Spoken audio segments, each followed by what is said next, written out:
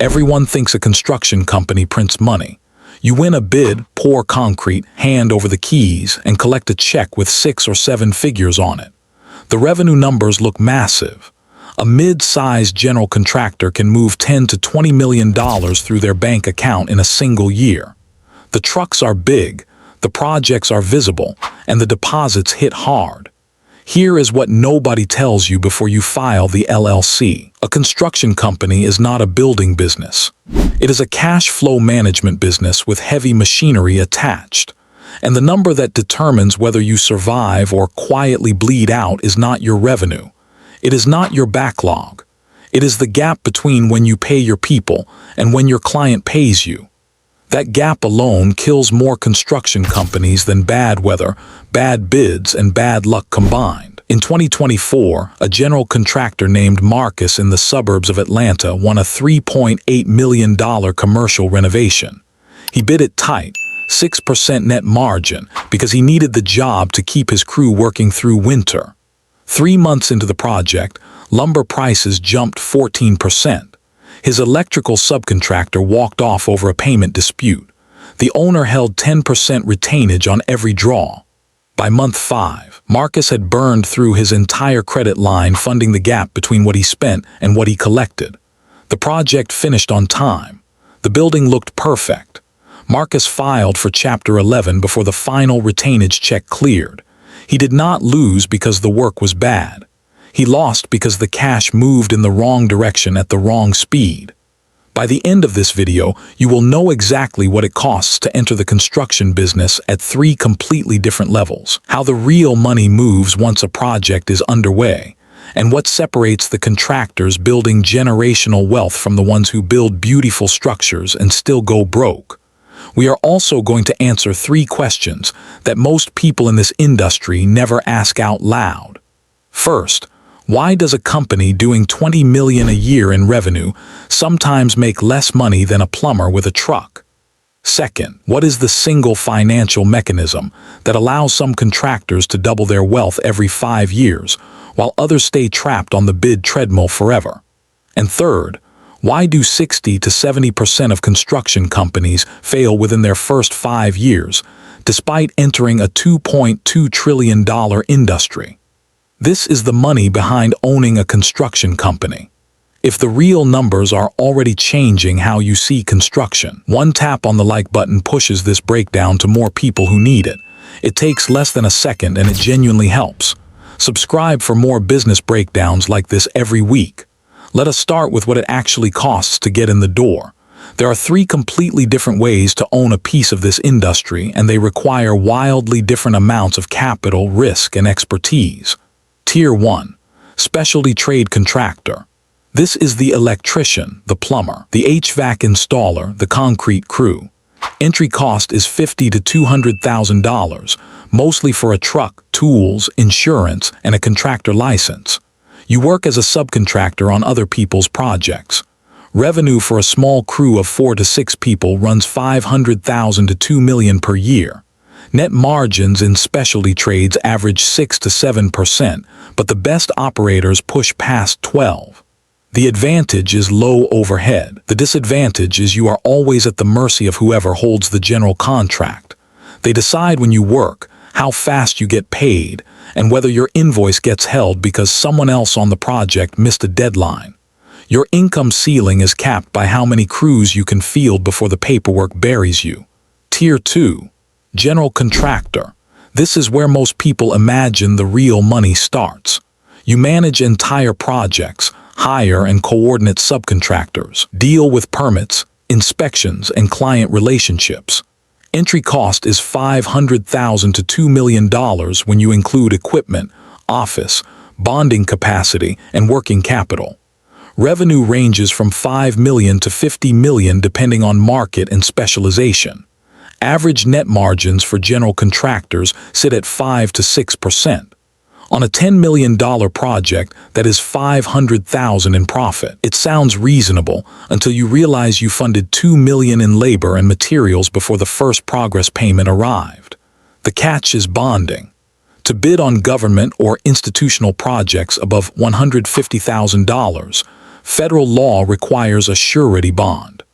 The surety company evaluates your financials and sets a bonding capacity, usually 10 to 20 times your working capital.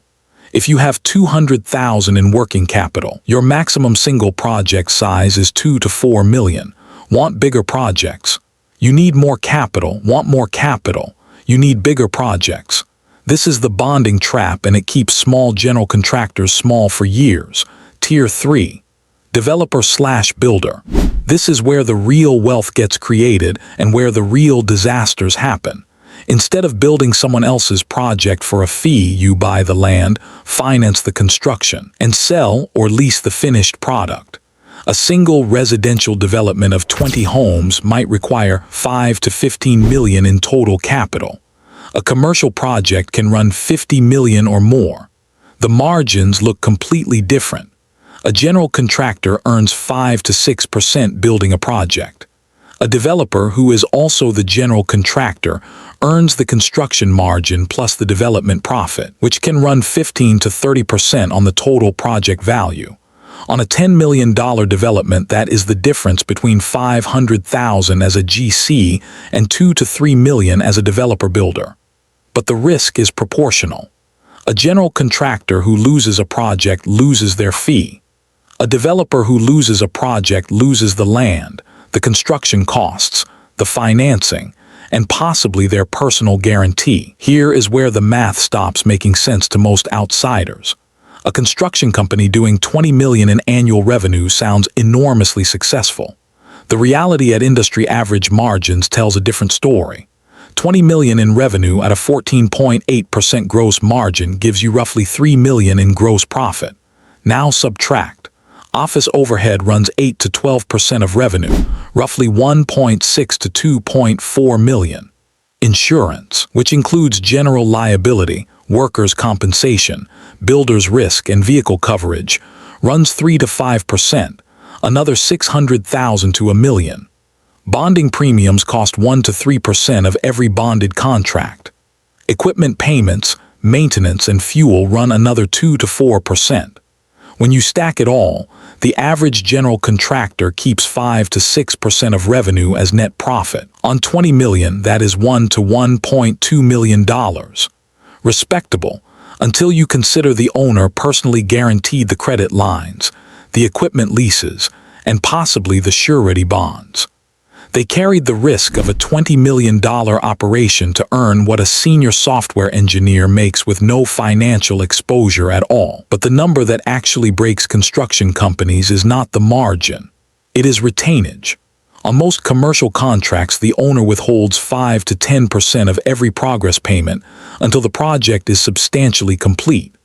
On a $5 million project with 10% retainage, that is $500,000 the contractor has earned, has spent their own money to produce, but cannot collect for 6 to 12 months after the work is done. Multiply that across 3 or 4 active projects, and a mid-sized contractor can have $1 to $2 million trapped in retainage at any given time.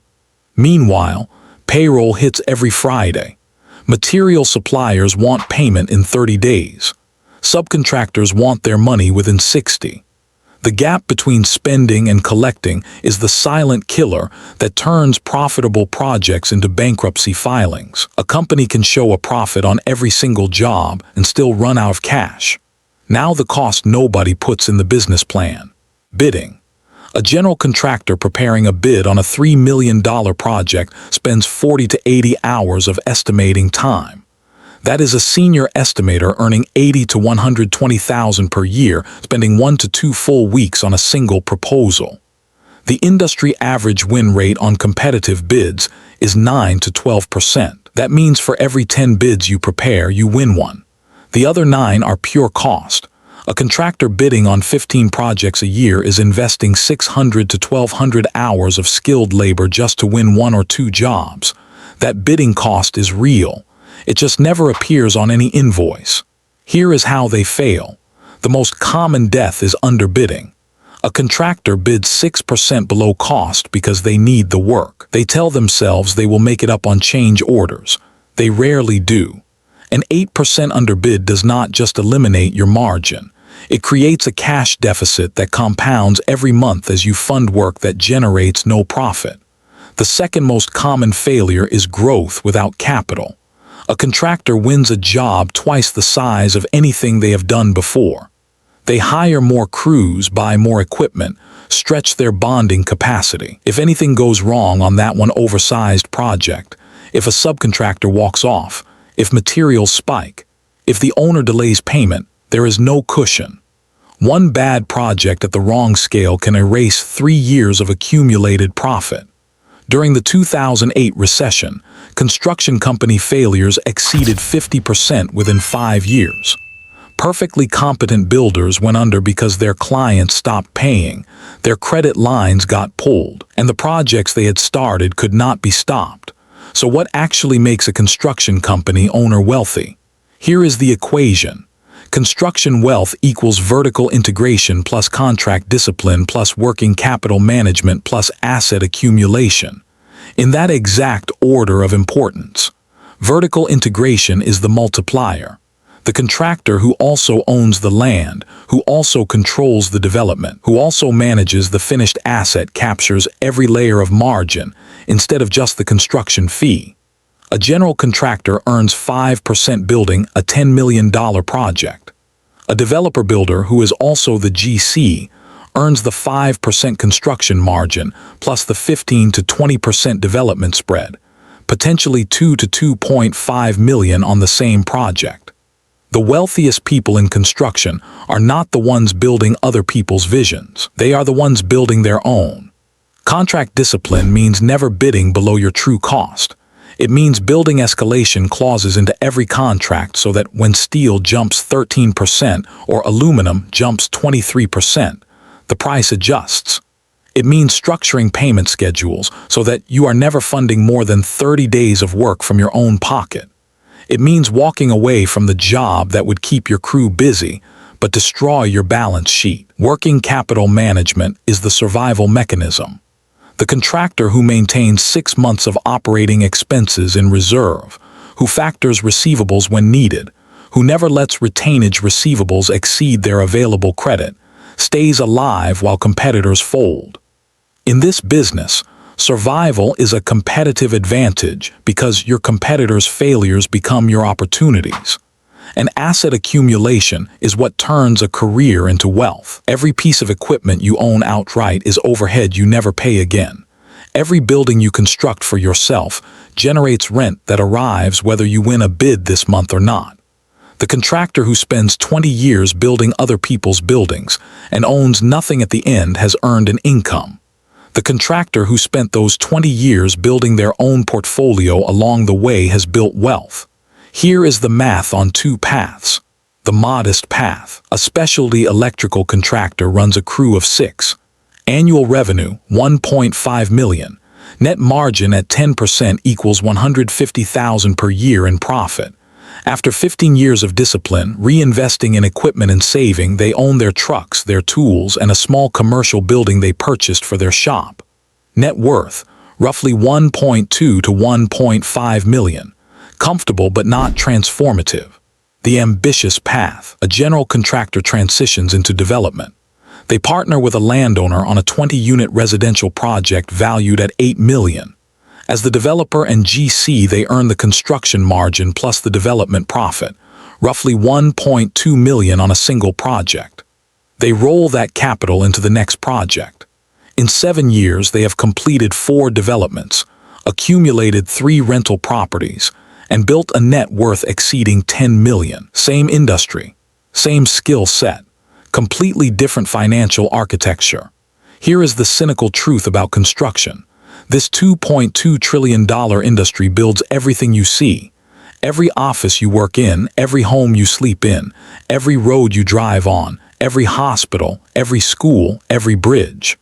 The companies that build it operate on 5% margins, while the companies that own what they build operate on 20% margins or more. The entire industry is structured so that the people who take the most physical risk, who manage the most complex logistics, who employ the most workers, capture the smallest share of the value they create. The contractors who figure this out stop selling their labor by the hour. They start owning what they build. And the gap between a construction company that builds for others and a construction company that builds for itself is not a difference in skill. It is a difference in financial architecture. The building was never the business. The ownership always was. Thank you for watching. If you enjoyed the video, please give it a thumbs up, share your thoughts in the comments, like and subscribe for more exciting content.